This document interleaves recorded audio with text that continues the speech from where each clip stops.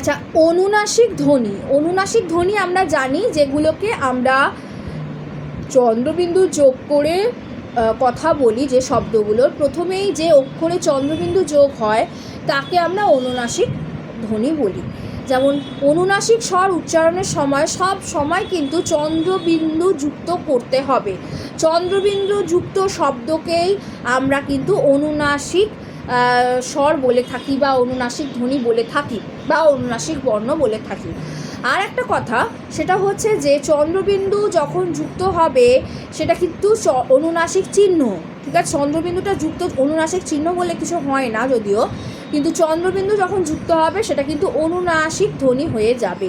যেমন চন্দ্র থেকে হয়ে যাচ্ছে চাঁদ, চাঁদ উচ্চারণ যখন করছি তখন চয়ে চন্দ্রবিন্দু আকার চাঁদ, এই যে চ, এটা কিন্তু অনুনাসিক একটা ধ্বনি, অনুনাসিক ধ্বনি, ঠিক আছে? এবার আমরা এক একটা বর্ণ যখন লিখে থাকি সেইগুলোকে আমরা বর্ণ বলি, আর যখন আমরা উচ্চারণ করি সেগুলো হয়ে যায় ধ্বনি। আর কতগুলো ধ্বনি গুচ্ছ হয়েই সেগুলো ধ্বনিযুক্ত হয়েই কিন্তু হয়, শব্দ গঠিত হয়।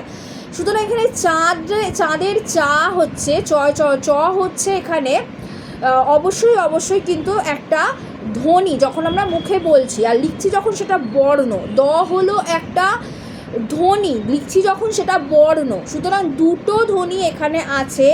এবং অনুনাসিক স্বর বলছি আমরা কোনটাকে, অনুনাসিক ধ্বনি বলছি কোনটাকে, চাঁদের চাটাকে বলছি অনুনাসিক ধ্বনি, বা চাঁদ পুরো অনুনাসিক স্বর হচ্ছে চাঁদ, ছয় চন্দ্রবিন্দু আকার দ, চাঁদ, চন্দ্রবিন্দু যুক্ত করে আমরা চাঁদ বলছি, তাই এটা হচ্ছে অনুনাসিক স্বর।